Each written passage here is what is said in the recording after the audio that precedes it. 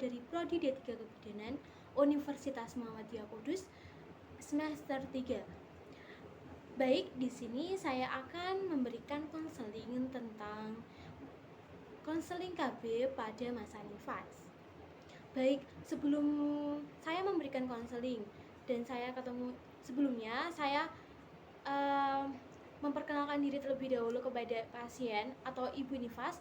Terus kita menjelaskan tujuannya terlebih dahulu. Baik, saya mulai ya. Assalamualaikum, dengan Ibu Vina. Baik, benar ya Ibu? Baik, Ibu, di sini saya akan memberikan konseling KB pada Ibu. Apakah Ibu bersedia? Baik, Ibu bersedia ya. Baik, sebelumnya saya akan menjelaskan tentang tujuan umum.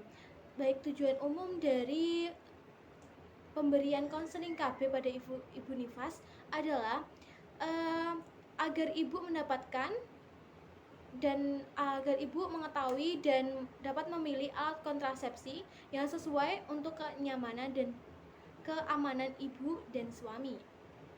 Yang kedua itu ada tujuan khusus Ibu.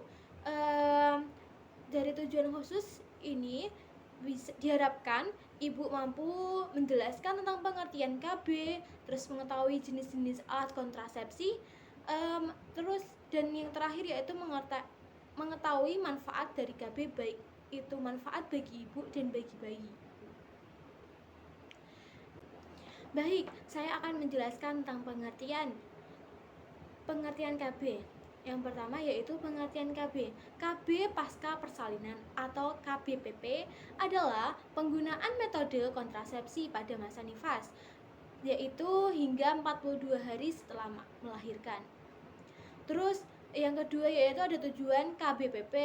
Tujuan KBPP yaitu yang pertama untuk menurunkan kehilangan kesempatan atau missed opportunity ber-KB pada klien yang sudah berkontak dengan petugas kesehatan. Terus yang kedua yaitu membantu menciptakan jarak ideal antara kehamilan dan menghindari kehamilan tidak diinginkan. Terus yang ketiga ada meningkatkan pesertaan baru KB.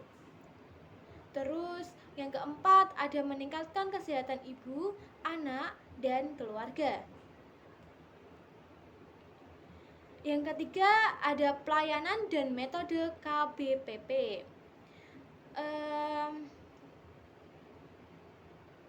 Yang pertama yaitu metode KB non-hormonal yang terdiri dari tubektomi dan vasektomi, alat kontrasepsi dalam rahim atau AKDR, metode aminoera laktasi atau MAL, terus ada kondom, selanjutnya ada abstinensia atau metode kalender. Terus yang kedua ada metode KB hormonal yang terdiri dari implan, suntik yang hanya mengandung progestin serta nipilin. Baik, terus ada jenis-jenis atau metode kontrasepsi. Yang pertama ada metode operasi wanita atau MOW atau tubektomi. Metode kontrasepsi mantap bagi pasangan yang ingin membatasi jumlah anak.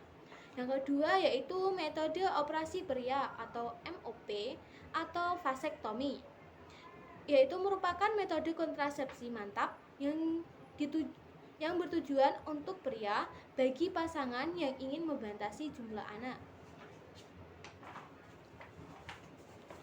Terus yang ketiga ada alat kontrasepsi dalam rahim atau KDD, AKDR atau IUD. IUD merupakan metode pilihan kontrasepsi jangka panjang yang efektif hingga 5-12 tahun atau tergantung jenisnya ya Ibu. Terus IUD dapat dipasang 10 menit setelah plasenta lahir atau maksimal 48 jam pasca persalinan. Lewat dari waktu tersebut, tubektomi paling cepat dilakukan 4 minggu setelah persalinan. Terus yang keempat ada alat kontrasepsi bawah kulit atau AKBK atau implan. merupakan pilihan metode kontrasepsi hormonal yang efektif selama 3-5 tahun.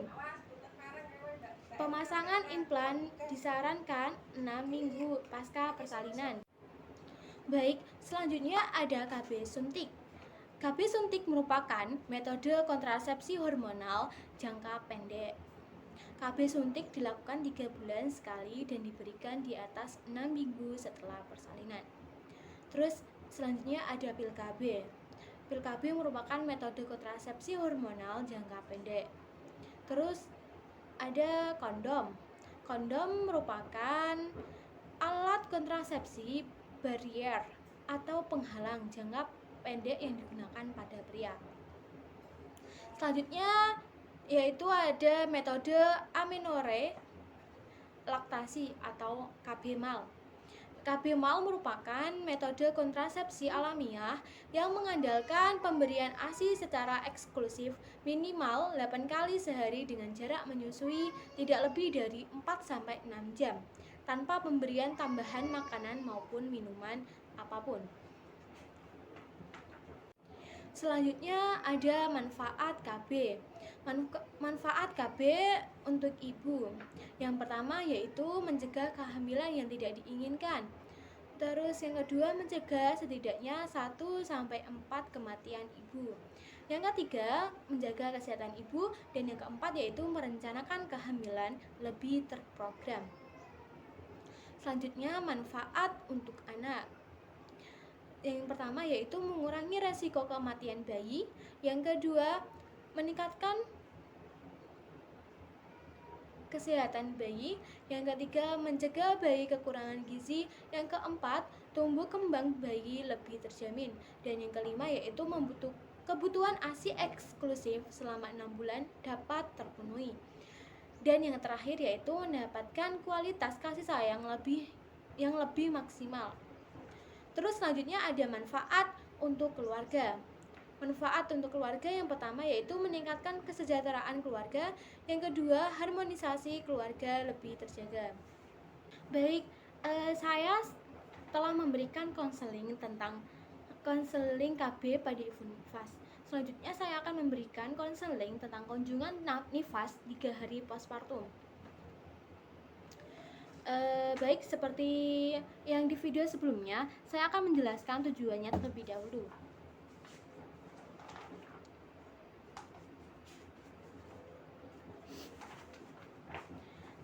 Tujuan dari pemberian konseling kunjungan 3 hari pada ibu postpartum, yang pertama yaitu ada tujuan umum. Tujuan umumnya yaitu ibu diharapkan dapat mengerti mengenai kunjungan rumah pada ibu nifas serta dapat dipantau keadaan gizi ibu, deteksi dini tanda-tanda infeksi, serta pola istirahat. Terus yang kedua ada tujuan khusus. Tujuan khususnya yaitu ibu diharapkan dapat menjelaskan kembali tentang jadwal kunjungan rumah dan asuhan kebidanan lanjut di rumah. Baik, setelah itu saya akan memberikan pengertian tentang kunjungan nifas 3 hari postpartum.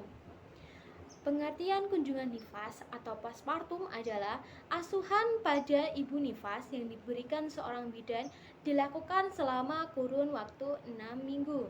Yang kedua ada tujuan kunjungan nifas. Tujuan kunjungan nifas yaitu yang pertama menilai kondisi kesehatan ibu dan bayi. Yang kedua melakukan pencegahan terhadap kemungkinan gangguan kesehatan ibu dan bayi. Yang ketiga mendeteksi adanya komplikasi atau masalah yang terjadi pada masa nifas. Yang keempat yaitu ada menangani komplikasi atau masalah yang timbul dan mengganggu kesehatan ibu nifas serta bayinya. Terus yang ketiga ada kebijakan kunjungan nifas. Baik, yang pertama yaitu kunjungan nifas dilakukan pada 6-8 jam setelah persalinan. Tujuannya yaitu yang pertama untuk mencegah perdarahan karena atonia uteri. Yang kedua mendeteksi dan merawat penyebab lain perdarahan, rujuk bila perdarahan berlanjut. Terus yang ketiga memberikan konseling pada ibu dan salah satu anggota keluarga bagaimana mencegah perdarahan. Yang keempat ada pemberian ASI awal. Yang kelima membina hubungan baik antara ibu dan bayi baru lahir. Yang keenam yaitu menjaga bayi tetap sehat dengan cara menjaga hipotermi. Yang terakhir, bila petugas kesehatan yang menolong persalinan, ia harus tinggal dengan ibu dan bayi 2 jam pertama setelah kelahiran atau sampai ibu dan bayi dalam keadaan stabil. Terus yang selanjutnya ada 6 hari setelah persalinan. Tujuannya yaitu yang pertama, memastikan involusi uteri berjalan normal. Yang kedua, menilai adanya tanda-tanda infeksi, demam, atau perdarahan abnormal. Yang ketiga, memastikan ibu menyusui baik dan tak memperlihatkan tanda-tanda penyulit. Yang keempat, ada memberikan konseling KB secara mandiri. Yang kelima, memastikan ibu cukup makanan, cairan, dan istirahat. Selanjutnya ada kunjungan 2 minggu setelah persalinan. Tujuannya yaitu sama dengan yang kunjungan 6 hari setelah persalinan itu. Terus selanjutnya ada 6 minggu setelah persalinan, kunjungan 6 minggu setelah persalinan. Tujuannya yaitu yang pertama, menanyakan pada ibu tentang penyulit-penyulit yang ibu atau bayi alami. Dan yang kedua yaitu memberikan konseling untuk KB secara dini. Baik, saya telah memberikan konseling KB pada masa nifas dan konseling kunjungan 3 hari postpartum. Baik, setelah itu jangan lupa kita evaluasi kembali pada ibu apakah ibu paham atau tidak. Jika ibu belum paham, kita jelaskan lebih rinci dan lebih singkat. Intinya ibu paham tentang apa yang kita bicarakan gitu, seperti itu. Baik, sepertinya cukup. Saya akhiri, dan bila ada salah kata atau materi saya belum lengkap, saya meminta maaf yang sebesar-besarnya. Saya akhiri, wabillahi taufik wal hidayah. Wassalamualaikum warahmatullahi wabarakatuh.